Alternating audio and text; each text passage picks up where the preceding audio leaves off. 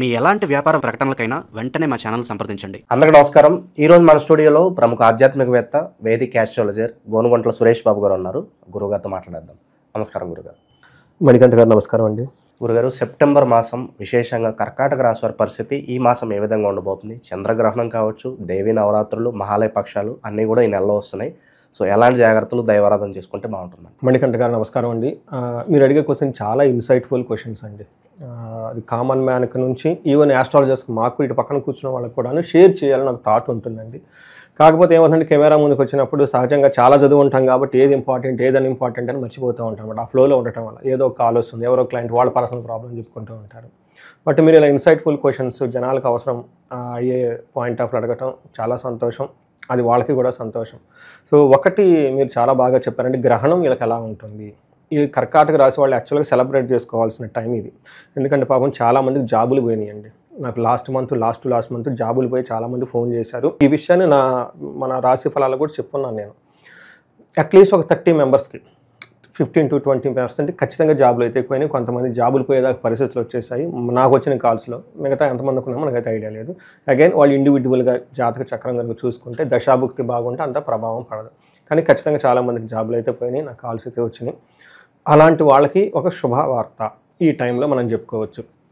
కర్కాటక రాశి వాళ్ళకి 3-4 శుభవార్తలు ఉన్నాయి. ఒకటి, గ్రహణం ఏదైతే రాబోతుందో ఈ గ్రహణం వాళ్ళకి అనుకూలంగా ఉంది. అది ఒకటి మంచిది. అనుకూలంగా ఉంది కాబట్టి ఆధ్యాత్మికంగా ఆ గ్రహణం పట్టు విడుపు మధ్యలో ఒక 2 గంటల 38 నిమిషాల టయాన్ని ఆధ్యాత్మికంగా కనుక వీళ్ళు స్పెండ్ చేయగలిగితే అనేక ప్రాబ్లమ్స్ అన్నీ పోతాయండి ఈ టైంలో. అంటే వాళ్ళు ఇప్పటిదాకా ఉన్న క్రైసిస్లో నుంచి మళ్ళీ కొత్త లైఫ్ స్టార్ట్ చేయడానికి ఒక జంక్షన్ పాయింట్ ఈ గ్రహణం. మనకు 2 ఇంపార్టెంట్ అండి. ఒకటి ఉగాది రాశి ఫలాలు, ఉగాది చాలా ఇంపార్టెంట్ మనకి. రెండోది గ్రహణాలు చాలా ఇంపార్టెంట్. ఎందుకంటే గ్రహణం టైంలో డైనమిక్స్ చేంజ్ అవుతాయండి, అంతకుముందు ఉన్నా లేకపోయినా కానీ. ఈ జంక్షన్ పాయింట్ని కరెక్ట్గా ఎవరైతే క్లవర్గా యూటిలైజ్ చేసుకుంటారో వాళ్ళ జీవితంలో ముందుకు వెళ్ళిపోతారండి. అబ్బాయి ఇది మూఢనమ్మకం, మాకెందుకు, వాళ్ళ లైఫ్ అలానే ఉంటుంది. అగైన్ ఇది కర్మ, వాళ్ళ బుద్ధి ఏమంటారు కర్మానుసారని. చెత్త కర్మ 100 పెట్టుకుని ఉంటే ఇట్లాంటివి ఏమని చెప్పినా ఎక్కువ అనమాట. మన వీడియోలు ఎవరైతే చూస్తారో కర్కాటక రాశి వాళ్ళకి చాలా ఇబ్బందులు లాస్ట్ 2 years నుంచి పడున్నారు. వాళ్ళకి అష్టమ శని అయితేనేమి, రీసెంట్గా కొంచెం దాని నుంచి బయటకు రావటం అయితేనేమి కొంచెం రిలాక్స్ అవుతున్నారు. ఇంకా ఎవరైతే ప్రాబ్లమ్స్ పడుతూ ఉన్నారు లాస్ట్ 2-3 months అగైన్ జాబుల ప్రాబ్లమ్స్ ఎవరైతే ఉన్నారో ఈ గ్రహణం తర్వాత ఒక కొత్త న్యూ లైఫ్ రావాలి అని చెప్పేసి మనం కోరుకుందామండి. ప్లానెట్స్ కూడా వీళ్ళకి అనుకూలంగా ఉంది, గ్రహణం కూడా వీళ్ళకి అనుకూలంగా ఉంది. ఒక లక్ పీరియడ్ మనకి రాబోతుందని మనం స్టార్ట్ చేద్దాం. ఫస్ట్ ఇందులో నక్షత్రాలు చూసుకుంటే పునర్వసు 4వ పాదం, పుష్యమి 1, 2, 3, 4 పాదాలు, ఆశ్లేష నక్షత్రం 1, 2, 3, 4 పాదాలంతా మన కర్కాటక రాశిలో ఉంటారు. పేరు బలం కనుక మనం చూసుకుంటే హీ, హూ, హే, హో, డా, డీ, డూ, డే, డో ఈ అక్షరాలంతా కర్కాటక రాశిలో ఉంటారు. మనకేమవుతుందంటేనండి స్కేల్ బట్టి కరెక్ట్గా కొట్టినట్లు ఓకే మంత్ 15th అటు ఇటుగా అన్ని గ్రహాలు మారిపోయినాయండి. 17th వచ్చేటప్పుడు సూర్యుడు మారుతూ ఉన్నారు, 13th వచ్చేటప్పుడు గురువు మారుతున్నారు, 15th ఎగ్జాక్ట్గా 2 గ్రహాలు మారుతున్నాయి. అవి వచ్చేటప్పటికి బుధుడు శుక్రుడు 2 15th మారుతూ ఉన్నాయండి. ఈ గ్రహాల యొక్క సంచారం స్థితిగతిని బట్టి మనం చూసుకుంటే మన మహర్షులు లఘు గోచారం, సూక్ష్మ గోచారం అని ఒక కాన్సెప్ట్ ఇచ్చారండి. చాలా బ్యూటిఫుల్ కాన్సెప్ట్ అండి. మన సూక్ష్మంగా ఎలా ఉంటుందో మనం ఇందులోనే తెలుసుకోవచ్చు. ఇందులో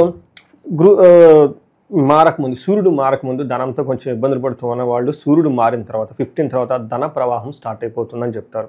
ధనలాభం ఉంటుంది, అఖిల విషయ భోగము అన్ని విధాలుగా చక్కగా ఉంటుంది. అయితే 15th తర్వాత కూడా లక్ష్మీ కళ వాళ్ళకి వచ్చేస్తుంది. రిపప్రియం, శత్రువులు అనేవాళ్ళు ఎవరు వీళ్ళకు ఉండరు. ఎవరైనా ఉన్నా కానీ చక్కగా వచ్చి నమస్కారం చేసి వీళ్ళతో బాగా మాట్లాడుకొని వెళ్ళిపోయే విధంగా ఉంటారు. తర్వాత విత్త సిద్ధ్యం, ఫైనాన్షియల్గా గెయిన్ ఉంటుంది. ఇంకొకటి రాతి భయం, శత్రువుల నుంచి ఛాలెంజెస్ ఏమైనా ఉన్నా అంతకుముందు ఈ టైంలో అవన్నీ సమస్య పోయి నీట్గా ఉంటుంది. అంటే ఒక మంచి టైంలోకి వీళ్ళు ఎంటర్ అవుతున్నారని చెప్పుకోవచ్చు. ఇంకొక బెస్ట్ థింగ్ ఏంటంటే వీళ్ళకి శుక్రుడు 12వ ఇంట్లో ఉండి ధన ప్రవాహానికి అతిగా ఖర్చు చేసే ఒక టైం ఉంటుంది వీళ్ళకి. అంటే ఇల్లు కట్టుకోవటము, లేదంటే వెహికల్స్ కొనటము, ఏదన్నా కొనటం, గుళ్ళు గోపురాలకు దాన ధర్మాలు చేయటం, ఇలా ధనం ఖర్చు పెడుతూ ఉంటారు. ఎందుకంటే 12వ స్థానంలో గురువు ఉండటం వల్ల ఏమంటే శుభకార్యమూల వ్యయకృతి అంటారు. శుభకార్యాల గురించి డబ్బు ఖర్చు పెడుతూ ఉంటారు, లోన్లు తీసుకుంటూ ఉంటారు. ఈ టైంలో గురువు వీళ్ళకి అనుకూలంగా ఉండి ధన ప్రవాహం వీళ్ళది బయటకు పోయేది కాస్త ఆగిపోయి ధన ప్రవాహం ముందుకు వస్తుంది.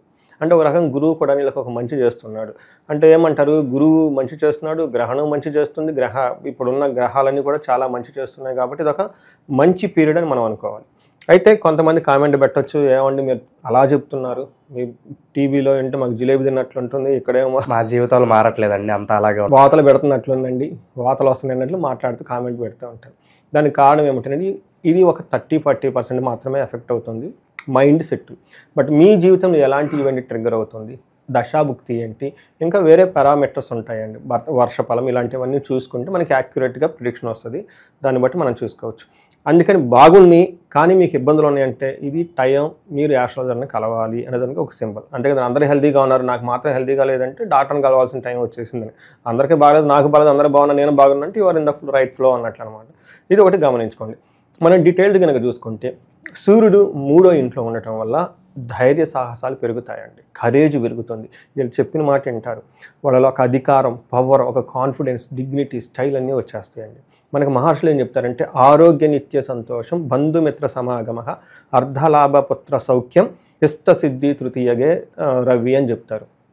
అంటే ఆరోగ్యంగా బాగుంటారు, నిత్యం సంతోషంగా ఉంటారు, బంధుమిత్రులతో చక్కగా ఉంటారు, అర్ధలాభం ధనలాభం ఎప్పుడూ ఉంటుంది, పుత్రులతో సౌఖ్యం సంతోషంగా ఉంటారు.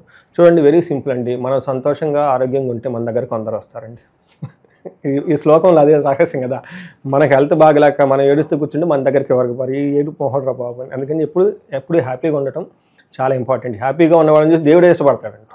అందుకని కొంతమంది వర్రీ హ్యాబిట్స్ ఉంటాయి వాళ్ళ హ్యాబిటే వర్రీ, బాధపడుతూ కూర్చుంటారు. వాళ్ళ చుట్టూ ఎంత మంచిగా అవి చూడరు, లేదు లేదని ఫీల్ అవుతూ ఉంటారు అనమాట. అందరం కర్కాటక రాశి వాళ్ళు కొంచెం మానసిక మూన్ కదండి, కొంచెం అటు ఇటు ఫ్లక్చువేట్ అవుతూ ఉంటారు. బట్ ఇది టైం సెలబ్రేట్ చేసుకోవాల్సిందండి.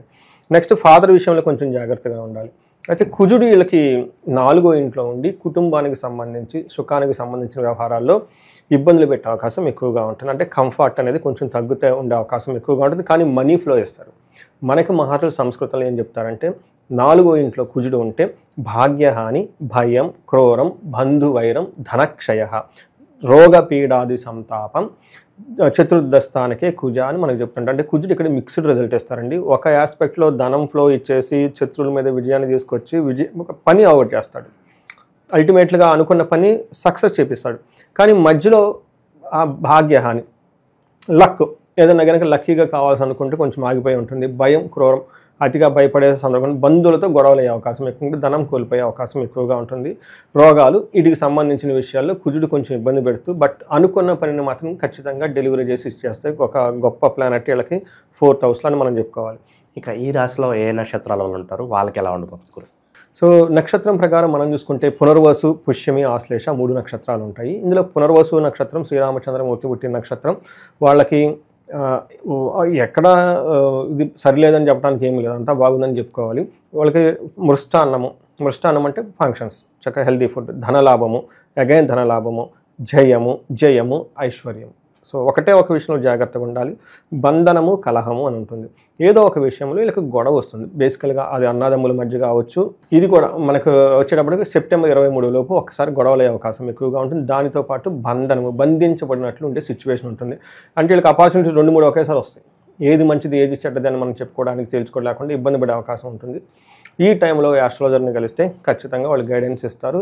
ఇది ఒక పాయింట్, మీరు ఎందుకు ఆస్ట్రాలజర్ని కలవాలి అనేది. ఎందుకంటే మాకు ఆ ప్లానెటరీ కాంబినేషన్ వల్ల క్లియర్ ఐడియా ఉంటుంది కాబట్టి చేస్తాం. రెండోది పుష్యమి నక్షత్రం వాళ్ళకి ఐశ్వర్యవంతంగా ఉంటుంది, ధనలాభం ఉంటుంది, విశేష ధనలాభం ఉంటుంది. అగైన్ వీళ్ళకి గొడవలే అవకాశం ఎక్కువగా ఉంటుంది, కేర్ఫుల్గా ఉండాలి. ఆశ్లేష నక్షత్రం వాళ్ళకి ఐశ్వర్యం ఉంటుంది, మృష్టాన్నం ఉంటుంది, సంపాదన ఉంటుంది, ధనలాభం ఉంటుంది. అయితే గొడవలు అయ్యే అవకాశం ఎక్కువగా ఉంటుంది. ఇది ఫుల్ మంత్ అంతా కొంచెం జాగ్రత్తగా ఉండాలి. దీనితో పాటు మేము చూసుకుంటే పునర్వసు నక్షత్రం వాళ్ళకి స్త్రీ నాశనం అని చెప్తారు. అంటే స్త్రీల ద్వారా అనుకోకుండా ఏదో ఒక ట్రబుల్ వస్తుంది. అది మదర్ కానివ్వండి, లేదంటే కూతురు కానీ ఎవరో ఒకళ్ళు స్త్రీల ద్వారా అనుకోకుండా ఒక ప్రాబ్లం వచ్చే అవకాశం ఉంటుంది. ఆఫీసుల్లో అయితే వీళ్ళకి బాగా సపోర్ట్ ఇచ్చే లేడీస్ కానీ ఎవరైనా ఉంటే వాళ్ళ ద్వారా మనకి ప్రాబ్లమ్స్ వచ్చే అవకాశం ఎక్కువగా ఉంటుంది.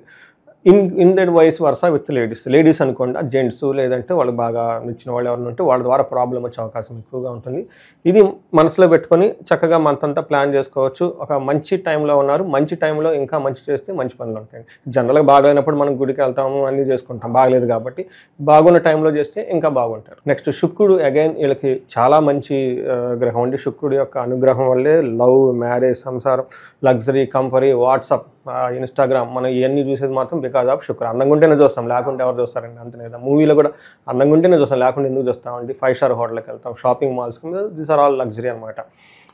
ఇలాంటి శుక్రుడు వీళ్ళకి 2వ స్థానంలో ఉండటంతో 2వ స్థానంలో అగైన్ మనకి మాట్లాడే మాట, మనం సంపాదించే సంపాదనలు, వజ్రాలు, వైడూర్యాలు, నగలు, అసెట్స్, వీటికి సంబంధించిన విషయాల్లో చాలా అనుకూలంగా ఉంటుందని చెప్పుకోవాలి. అంటే కుటుంబం, మనకి కుటుంబ స్థానం అంటారు అన్నమాట 2వ. టోటల్గా కుటుంబం వచ్చినప్పుడు బాగుంటుందని చెప్పుకోవాలి. అందుకని మన మహర్షుల సంస్కృతిలో ఏం చెప్తారంటే కుటుంబ సౌఖ్యం, ఆరోగ్యం, స్త్రీ సల్లాపం, యశత్కరం, దేహ సౌఖ్యం, వస్త్రలాభం, ద్వితీయ స్థానకే భృగు అని మనకు చెప్తాను. 2వ ఇంట్లో కనుక శుక్రుడు ఉంటే కుటుంబం బాగుంటుంది, సౌఖ్యంగా ఉంటారు, ఆరోగ్యం బాగుంటుంది, స్త్రీ సల్లాపం అని చెప్తారు. అంటే జెంట్స్ అయితే లేడీస్తో చాలా చక్కగా మాట్లాడుతూ ఉంటారు, భార్యాభర్తలు కావచ్చు, ఇంట్లో తల్లిదండ్రులు కావచ్చు, బయట ఫ్రెండ్స్, కొలీగ్స్ కావచ్చు. ఇదే విధంగా లేడీస్ అయితే కనుక జెంట్స్తో చక్కగా మాట్లాడుతుంటారు, హస్బెండ్ కావచ్చు, కొడుకులు కానీ వాళ్ళు ఉంటారు కదండి, ఇన్లాస్ వాళ్ళు ఇంట్లో. బయట ఆఫీస్లో కొలీగ్స్ కానీ ఏమైనా ఉంటారు కదండి, అలాంటి వాళ్ళతో కూడాను ఒక మంచి హెల్దీ ఎన్విరాన్మెంట్ వీళ్ళు గడుపుతూ ఉంటారు, మంచి కీర్తి ప్రతిష్టలు ఆర్జిస్తూ ఉంటారు. దేహ సౌఖ్యం, వస్త్రలాభం అని మనకు సమాచారం. అంతేకాకుండా మంచి ఫుడ్ తింటారు, పార్టీలు, ఫంక్షన్లు అటెండ్ అవుతూ ఉంటారు. అత్తగారి లేడీస్ అయితే అత్తగారు ఉంటారు కదా, ఇన్లాస్తో చాలా చక్కగా మాట్లాడుతూ ఒక మంచి పొజిషన్, ఒక హెల్దీగా ఉండే వాతావరణం వీళ్ళ చుట్టూ ఉంటుందండి. సో ఇంకాస్త ఈ మంచి ఫలితాలు ఎక్స్టెండ్ అవ్వాలంటే ఎలాంటి పరిహారాలు బాగా అవసరం అంటారు వీళ్ళకి? సో ఒకటి, వీళ్ళకి ప్రతి ఒక్కళ్ళు ఈ రాశి వాళ్ళు 2 చేసుకోవాలండి. ఒకటి, భార్యాభర్తల మధ్య చాలా గొడవలు ఉండి ఇబ్బందులు పడుతున్న వాళ్ళు చాలామంది ఉన్నారు నాకు తెలిసి. అలాంటి వాళ్ళు అన్యోన్య దాంపత్య పాశుపత అభిషేకం చూపించుకోవటం. వీళ్ళైతే ఒకసారి భార్యాభర్తలు ఇద్దరు హారోస్కోప్ అనాలిసిస్ చూపించుకోవటం, వాళ్ళ మధ్య సినర్జీ ఎలా ఉంది ఏంటి అనేది ఒకటి సెట్ చేసుకోవాలి. 2వ, దీనికి సంబంధించిన హోమాలు వచ్చేటప్పటికి అన్యోన్య దాంపత్య పాశుపత అభిషేకం, లేదా 2వది మనకి చండీ హోమం, చండీ పారాయణం. చాలామంది డైవర్స్లకు అప్లై చేసి మధ్యలో హ్యాంగ్ అయ్యి ఉంటారండి. పాపం అటు డైవర్స్ రాదు, ఇటు కలిసి ఉండరు, పెళ్లి చేసుకోలేరు. ఇది చాలా టఫ్ అయిన ప్రాబ్లం అండి.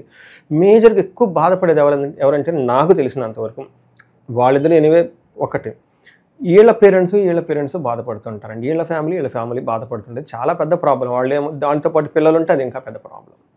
సో ఇది చాలా ఏమంటారంటే ఇట్స్ నాట్ గుడ్ సైన్ అండి, ఎవరికి కూడా మంచిది కాదు అది కదా. దాన్ని మనం ఆధ్యాత్మిక రూపంలో చాలా ఈజీగా తీసేయొచ్చండి. చాలా పూజలు, వ్రతాలు, హోమాలు అవన్నీ ఉండే, అవి కొంచెం కనుక చేసుకోగలిగితే వెరీ స్మూత్గా అనుకున్న పనులన్నీ జరుగుతుంది. At the end life is very short అండి, ఉన్నదాన్ని ఇలా పాడు చేసుకుంటే ఎలా. 2వది, ఈ రాశి వాళ్ళు ఎవరైనా కనుక ధనం లేక ఇబ్బంది పడుతూ ఉంటే, బిజినెస్ లేక ఇబ్బంది పడిపోతూ ఉంటే, లేదంటే అప్పుల్లో ఇరుక్కొని ఉండి, లేకుంటే పెద్ద బిజినెస్ ఆల్రెడీ చేస్తున్నారు ఇంకా పెద్దగా ఎదగాలి, ధన ప్రవాహానికి మనీ రిలేటెడ్ ప్రాబ్లమ్స్ ఎవరైనా కనుక ఫేస్ చేస్తుంటే అద్భుతమైన మనకి హోమాలు, యజ్ఞాలు ఎన్నో ఉన్నాయండి, మంత్రాలు, స్తోత్రాలు, అవి పట్టుకొని చేసుకుంటే చాలా బాగుంటుంది. ఒకటి, మేము కుబేర పాశుపత అభిషేకం చేస్తాం. 2వది, మహాలక్ష్మి విశేష హోమం ఉంటుంది, త్వరగా డబ్బు రావడానికి, తర్వాత అప్పు ఇచ్చిన డబ్బు రావడానికి. ఇవి కాకుండా ఇంకా చాలా ఉన్నాయండి, మా అమ్మవారికి సంబంధించిన ఎన్నో హోమాలు, రహస్యాలు, తంత్రాలు చాలా ఉన్నాయి. వాటిని ఉపయోగించుకుని డబ్బు రాదు అని బాధపడకుండా, ఎవరైతే అట్లీస్ట్ మంత్లో ఆల్రెడీ 10-15 లక్షలు సంపాదించుకుంటున్నారో వాళ్ళకి పెద్ద డబ్బులు పెంచడం కష్టమేం కాదండి. లేదంటే కొంతమంది పెద్ద బిజినెస్లు చేస్తుంటారు, 2-3 హోమాలు చేపించేసేసుకుని డబ్బు ఎందుకు రాదు చూద్దాం, అంతే కదండి. సో ఇవన్నీ చేసుకుంటూ ఉంటే చాలా చక్కగా ఉంటుంది. గ్రహణాన్ని చక్కగా ఉపయోగించుకోండి. దేవి నవరాత్రులు వస్తున్నాయి కాబట్టి 22 నుంచి ఇవన్నీ చక్కగా సెలబ్రేట్ చేసేసుకోండి. ఫ్యామిలీ బాగుంటుంది, లైఫ్ బాగుంటుంది, అంత హ్యాపీగా ఉంటుందండి. ఓవరాల్గా కర్కాటక రాశి వాళ్ళందరికీ కూడా ఈ సెప్టెంబర్ మాసం ఏ విధంగా ఉండబోతుందో మీ మాటలో చాలా బాగా వివరించారు. ధన్యవాదాలు. ధన్యవాదాలండి.